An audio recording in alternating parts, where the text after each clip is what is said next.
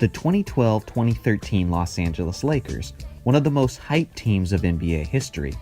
Most of us have a general idea of how this story ends, but within that, there are many details that often get missed, and honestly, there's enough story in this season for there to be an entire documentary or an ESPN 30 for 30 on it. Alas, I'll do my best to tell the story of the 2013 Lakers and of Kobe's epic last stand. The Lakers were coming off of a disappointing 2011-2012 season that ended in the semifinals to the Oklahoma City Thunder. With their team growing older and no longer seen as legitimate title contenders, the Lakers were desperate to shake up their roster to return to title contention. The Lakers proceeded to make two major trades that offseason that left the NBA world stunned. First, the Lakers acquired future Hall of Famer Steve Nash for 4 future first-round draft picks. Nash was a passing wizard, but he was also in his late 30s and had been having off and on back problems the previous year. Regardless, LA fans were ecstatic with the acquisition. Next, the Lakers traded Andrew Bynum to land the big man, Dwight Howard. Dwight was already a 3-time Defensive Player of the Year and was widely considered as the top center in the NBA at this point. Howard was coming off of off-season back surgery though, and it was unclear how that might affect his performance. Even with some injury concerns, the Lakers were still one of the most hyped teams in the history of the NBA. With Steve Nash running the point, Kobe Bryant scoring, Metta World Peace shutting down the opponent defensively, and Pau Gasol and Dwight Howard dominating the paint, the Lakers seemed almost unstoppable. Many experts were predicting the Lakers to challenge the Bulls' 72-10 record, and a finals matchup with LeBron James and the Miami Heat almost seemed like a foregone conclusion. It was a very happy and exciting time in Los Angeles, that is, until the games actually started. Head coach of the Lakers, Mike Brown, was running the Princeton offense. It was an offense that obviously originated at Princeton University as early as the late 1930s. It's a system that relies heavily upon screens, motion passing, and backdoor cuts. It was an interesting strategy, considering that it was unfamiliar to veteran players and it was also so rarely seen in the NBA, but Mike Brown thought it would be the perfect system for this squad. Unfortunately, what seemed good in theory did not translate to the court, and LA started the preseason just 0-8. It was the preseason though, so the players downplayed those results in interviews. The real games began, and the Lakers started the regular season 1-4, and just like that, Mike Brown was fired. Now you know expectations are high when your brand new head coach only makes it 5 games into the season before he loses his job. The Lakers team had bigger issues though. They were slow, old, and clearly unhealthy. Dwight Howard's back surgery didn't allow him to have the same level of athleticism as before. Steve Nash had off and on injuries to go along with his ever-lingering back problems, and Metta World Peace was growing slower with age and was unable to stretch the floor on offense due to his inconsistent shooting. Assistant coach Bernie Bickerstaff took over as interim head coach, leading the Lakers to a 4-1 record during his short tenure. Meanwhile, the Lakers management searched for the head coach of the future.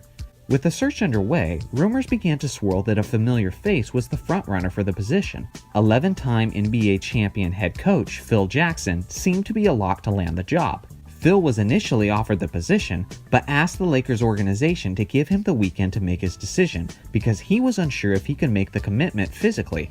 Phil had come to his conclusion and was prepared to tell the Lakers on Monday morning that he would be accepting the job. According to Phil, he received a call on Sunday close to midnight from Lakers general manager Mitch Kupchak, notifying him to cancel their meeting since they've now selected Mike D'Antoni as their new head coach. Lakers management said they believed Mike fit the team's personnel best, but the move was baffling. The Lakers passed on Phil Jackson, a coach who has a history of success with the organization, with Kobe Bryant, and with managing egos. A coach who has already demonstrated how to run a dominant offense with 2 big men in the paint. Instead, the team opted for Mike D'Antoni, a coach who has never made an appearance to an NBA Finals. A coach who has had a reputation for having no clue how to coach defensively and having a mentality of simply trying to outscore opponents. A coach who is famous for his 7-second offense, which revolves around speed and perimeter shooting, was now in charge of the oldest team in the league with 2 big men and no perimeter presence. And the one and only player in the starting 5 who can hit the long ball consistently also happens to be the one guy who was supposed to be doing all the distributing. You see, the idea was that Mike D'Antoni and Steve Nash rejoining forces would lead them to replicating their glory days of the Phoenix Suns offense in the mid-2000s. Yep, that's right. The Lakers put all of their eggs in the basket of an underachieving head coach and an injury-prone 39-year-old point guard. Just days after Mike D'Antoni had been hired as the Lakers head coach, Phil Jackson was asked in an interview how he thought Mike would do in the role, and this was his response. Mike, with the right personnel, is a great coach. Okay. You know, and this personnel really wasn't quite fit for Mike's coaching style. Tell me why. Well, he likes a three-point shooting group of guys. He likes 2s and 3s in the corner. His great guard, Nash, was on the team. Obviously, Steve's a great guard. He can distribute the ball. But that other big guy has to be they call it now a stretch 4. He has to be able to shoot 3-pointers. Yeah. Powell wasn't quite fit into that. Powell and Howard together. Okay. Too big, too much of a load for that post. And he doesn't really like guys in the post. He likes guys outside. How incredibly accurate this prediction was from Phil just goes to show how much of a brilliant coaching mind Phil Jackson was. Mike D'Antoni did move Pau Gasol to the stretch 4 position, resulting in frustration for Pau and him shooting a career-worst 46.6% from the field and a terrible 28.6% from three-point range. It came to a point where Mike was at such a loss of how to successfully run this offense that Mike eventually regulated future Hall of Famer Pau Gasol to a reserve role off the bench. Now, coaching decisions weren't the only things the Lakers struggled with this year. The players missed a grand total of 182 games due to injury, which includes games from Steve Nash's leg fracture, Dwight's torn right labrum, and Pau Gasol's plantar fasciitis in his right foot. To go along with these injuries was a ton of drama between the players. Dwight was receiving a tremendous amount of pressure from Kobe to play through his torn labrum due to the growing concern that the Lakers would miss the playoffs. This was just part of the issues between Kobe and Dwight that put a strain on their relationship. The issues were downplayed by the team though. An example of this was Kobe posting this photo to his Twitter page mocking the notion that there was fighting going on between the two players. The tension was undeniable though. Dwight's fun and easygoing personality was struggling to fit into the Lakers organization, and he never seemed to be fully embraced by the fans. The high expectations and demanding culture was taking its toll on Dwight. One night, there was a telling argument between Dwight and Steve Nash on the court. When one of the most lighthearted, positive, encouraging players in the history of the game is angrily yelling at you, you're probably not fitting in that well. Dwight was in a contract year and had the option at any point to sign an extension with the Lakers, but he wasn't doing that. The feeling was growing within the organization that Dwight wasn't only going to test free agency, but that he was also leaning towards leaving the Lakers. This had giant implications on two Lakers, the first being Kobe Bryant. At this time, Kobe was 34 years old. He was still playing at an elite level, but he had definitely lost a step or two of athleticism, and his days as an MVP caliber player were numbered. With his body aging, Dwight Howard likely leaving in the offseason, and Steve Nash on the verge of turning 40 at the start of next season, this meant one thing for Kobe. This would likely be his last chance to win a 6th NBA championship. A championship that would put him on the same level as his childhood idol, Michael Jordan. A championship to put him ahead of Laker great Magic Johnson and finally solidify himself as the greatest Laker ever. Kobe knew this was his last chance, and Kobe played like it. Bryant was in the MVP conversation even though his star-studded team was floating around the 8th seed of the playoffs. That's because everyone could see that despite everything this team was going through, Kobe was carrying the team through it. Despite all the injuries, despite all the drama, despite all the adversity, come hell or high water, Kobe was willing this team to the playoffs. The other Laker who had giant implications on him was none other than Mike D'Antoni. The Lakers had no chemistry on and off the court. Mike D'Antoni hadn't replicated his glory days in Phoenix, and the Lakers' offense instead was clearly inferior to other teams around the league. Pau Gasol was grumbling over his role within the offense, Kobe was among the leaders in minutes per game when he should have reduced minutes at his age, Dwight was discontent to the point of looking like he planned on leaving the team, and on top of all of that, one of the most hyped teams in the history of the NBA was on the verge of missing the playoffs. All of these things could be pointed back to Mike D'Antoni and his inability to coach this team. At this point, it had become clear to many spectators and to Mike himself that Mike D'Antoni was fighting for his job. If Mike was going to have any future with his team, this team had to make the playoffs. This led Mike to make a decision, a big decision, a decision that I believe ended Kobe's career as a top player in this league. Mike was going to play Kobe every single minute of every single game if that's what it took to win each night. It was a risky decision considering Kobe's age and the significant amount of miles on his legs at this point, but Kobe agreed to the decision. At the time of this decision, the Lakers were 37-36 and just a half game ahead of the Utah Jazz for the 8th and final playoff spot. The Lakers won 3 out of the next 4 games, with Kobe raising his game to another level. He was doing absolutely everything for the Lakers, from the scoring, to the facilitating, to the hustle plays. Just 4 games into Kobe's new ridiculous workload, Ramona Shelburne, a senior writer who's been following the Lakers throughout her career, wrote an article about Kobe's insane amount of minutes and the risks involved. D'Antoni said in the article, "We're short-handed right now and we're playing it very tight. Normally this wouldn't happen, but we've put ourselves in a hole and Kobe is our best bet going forward to win games. He said he's going to retire after a year, so we're going to get our money's worth for 2 years. I don't know what to tell you."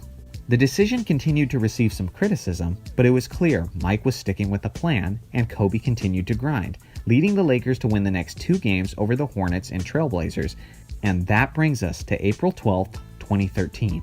Kobe was on a tear, averaging 28.9 points, 8.4 assists, and 7.3 rebounds while playing 45.6 minutes per game during this stretch.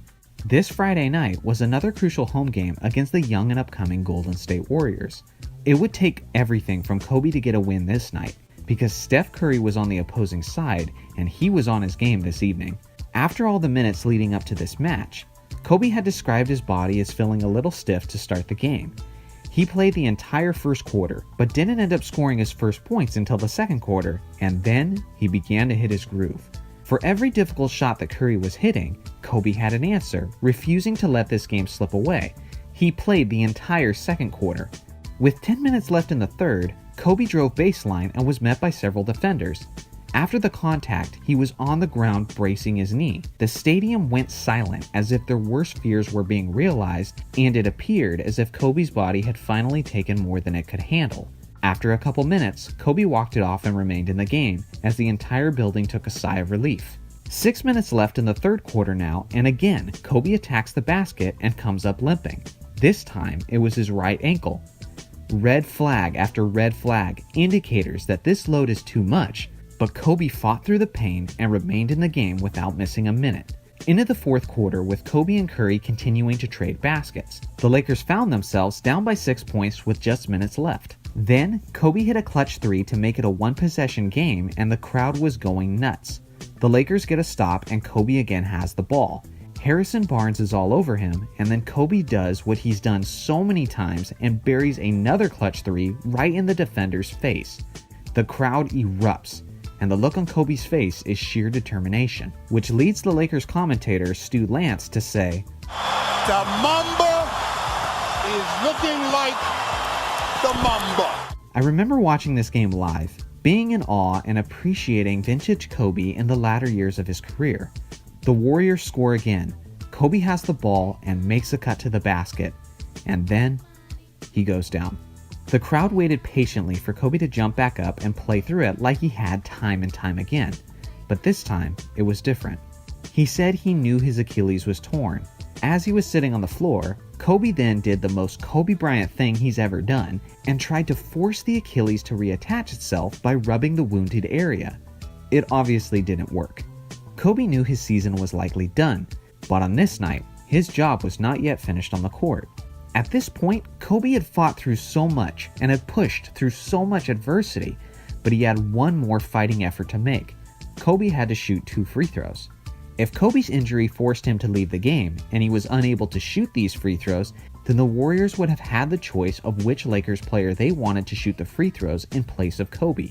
With a terrible foul shooter like Dwight Howard on the team, and with the Lakers down by 2 points, with only minutes remaining and with the playoffs on the line, shooting the foul shots was the only option in Kobe's mind. He proceeded to gingerly approach the free throw line, with his face visibly trying to suppress the pain. Kobe proceeded to knock down both free throws and provide the last bit of help he would ever make for the Lakers at a postseason run. Kobe walked into the locker room with a torn Achilles under his own strength, once again demonstrating the proud warrior that he is. If you ask me, this was the true end of the Kobe Bryant we always knew. To Kobe's credit, he did make his return to the court, but from this point on, his career was plagued by injuries, and he never again played at an elite MVP caliber level. Although this was a sad and tragic ending to this season for Kobe, there was strangely a lot of beauty in it too. Kobe was always known as a warrior, and that's what he was this year as he carried the team and fought to the very end. The 60 points in his final game was incredible, but to me, this Achilles game versus the Warriors was the end of the Black Mamba.